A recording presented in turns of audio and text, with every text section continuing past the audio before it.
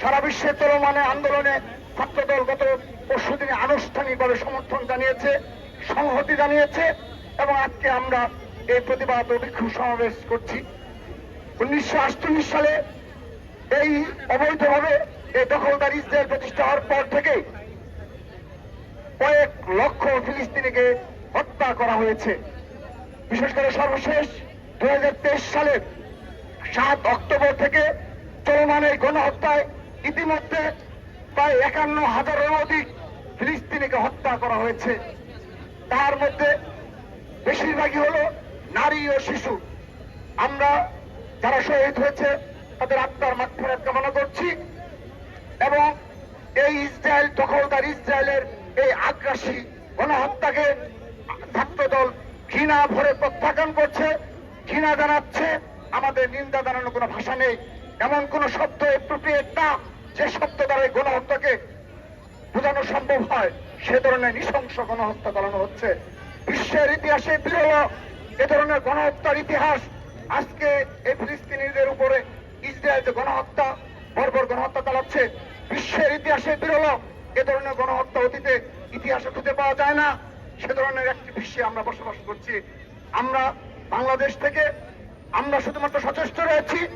আমরা ধন্যবাদ জানাচ্ছি যুক্তরাষ্ট্র সহ ইউরোপের সকল কান্ট্রিতে এবং দক্ষিণ এশিয়া এবং এই বাংলাদেশের আপামর ছাত্র জনতাকে যারা ইতিমধ্যে সকল তাদের রক্তচক্ষুকে উপেক্ষা করে রাজপথে প্রতিবাদে সামিল হয়েছে।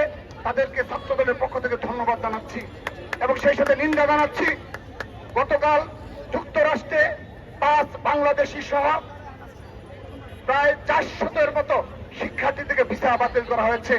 আমরা এই যুক্তরাষ্ট্রে ট্রাম্পের এ ধরনের পদক্ষেপকে ঘৃণা জানাচ্ছি, নিন্দা জানাচ্ছি এবং ঘৃণা ভরে প্রত্যাখ্যান করছি।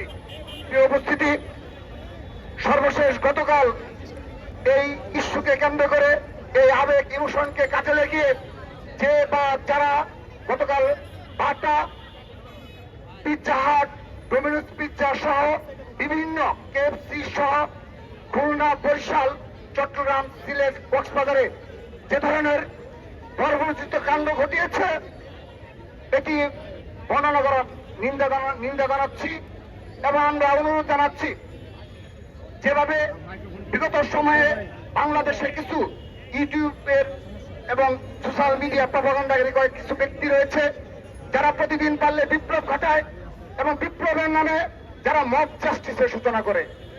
আমরা উল্লেখযোগ্য লক্ষ্য করেছি কতিপয় ব্যক্তি যারা বিনা কারণে এ ধরনের মব জাস্টিসের সূচনা করে এবং তাদের পিছনে অবশ্যই কোনো না কোনো উদ্দেশ্য রয়েছে।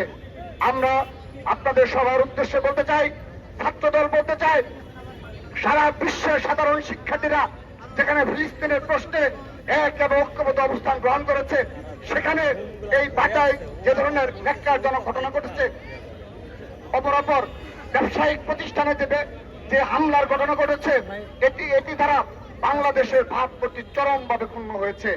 আমি বর্তমান নির্দলীয় সরকারের অনুরোধ জানাচ্ছি, আপনারা ব্যবস্থা নিন। প্রতিটি একটি ঘটনার ব্যবস্থা নিতে পারেননি। এভাবে একটি রাষ্ট্র চলতে পারে না। আপনাদের এত বড় ব্যর্থতা কোনোভাবে মেনে নেওয়া যায় না। আন্তর্জাতিক বিশ্বে বাংলাদেশের ভাবমূর্তি চরমভাবে ক্ষুণ্ণ হয়েছে।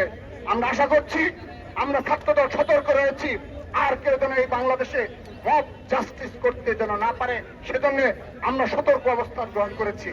প্রিয় উপস্থিতি, আজকের এই প্রেক্ষাপটে আমি আরেকটি বিষয় স্মরণ করেই শেষ করছি। আজকের এই প্রেক্ষাপটে আমাদের সেই শহীদ রাষ্ট্রপতি জিয়া রহমানের শাসনামল ছিল, যেখানে ওআইসির কার্যকরতা নেই। আজকে এই বিশ্বের এই বাস্তবতায় মধ্যপ্রাচ্যের মুসলিম দেশগুলো, মুসলিম প্রধান দেশগুলো আজ ছিন্ন ভিন্ন, তাদের মধ্যে ঐক্য নেই। ওআইসি নামক একটি সংস্থা রয়েছে, কিন্তু তার কার্যকারিতা নেই। আপনাদের মনে থাকার কথা, শহীদ রাষ্ট্রপতি জিয়া রহমান আমলে এই ওআইসিতে সহকারী মহাসচিব পদে বাংলাদেশ থেকে নির্বাচিত হয়েছিল এবং ইরান ইরাক যুদ্ধ সহ অপরাপর যে যুদ্ধ হয়েছিল, সেখানে এই ওআইসি এবং শহীদ রাষ্ট্রপতি জিয়া রহমান বলিষ্ঠ ভূমিকা পালন করেছিল, যা ইতিহাসে রচিত রয়েছে। সে কারণে আগামীর বাংলাদেশে আপনি যদি নিজেদের মধ্যে হানাহানি এবং বিনা কারণে মব জাস্টিসের সূচনা করেন এবং সোশ্যাল মিডিয়া প্রপাগান্ডার মাধ্যমে আমাদের ঐক্যকে বিনষ্ট করেন, আমাদের জাতির কপালেও দুর্দশা রয়েছে। সেহেতু আমি আশা করব আপনারা এক এবং ঐক্যবদ্ধ রাখার জন্য যে ধরনের প্রয়াস প্রয়োজন আপনারা সে বিষয়ে সতর্কভাবে বক্তব্য রাখবেন। এবং সর্বশেষ ভারতের যে নতুন বিতর্কিত ওয়াকফ বিল পাস হয়েছে আমরা তার নিন্দা জানাচ্ছি, ছাত্রদল নিন্দা জানাচ্ছে। ছাত্রদল তা বাতিলের দাবি জানিয়ে আমি আমার বক্তব্য শেষ করছি। সবাইকে ধন্যবাদ জানিয়ে এই তত্ত্বরোধের মাঝেও